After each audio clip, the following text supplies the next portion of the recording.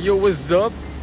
This is our week 3, day 5 of our half marathon training for the upcoming windmill run. So today rest day natin, pero nag-walking ako ngayon para at least may blood flow pa rin sa legs. For mga 30 minutes to 1 hour walk lang ako. So hahanap ako ng Pocari or any electrolytes drinks. Kasi tomorrow sa day 6 natin meron tayong long run.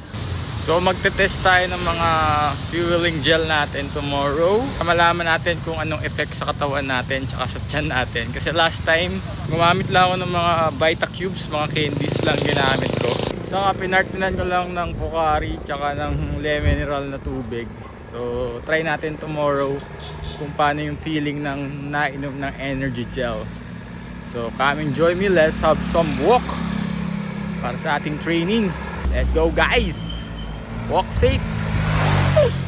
1K 13:55, 2K 13:30, 3K 14:27, 4K 18:08. So that's our 1 hour run here again at Concho Road. So nakabili tayo ng worth 500 pesos na Pocari Sweat. So almost 5 liters na rin ng Pocari. So siguro okay naman na yun. Bili na lang if ever na kailanganin pa natin sa mga susunod na run. So ito gagamitin natin to ang carbo load natin tsaka electrolyte loads. So yun lang, I hope I encourage you once again to stay active, to be wealthy, to be healthy, and always run for your life for a better living.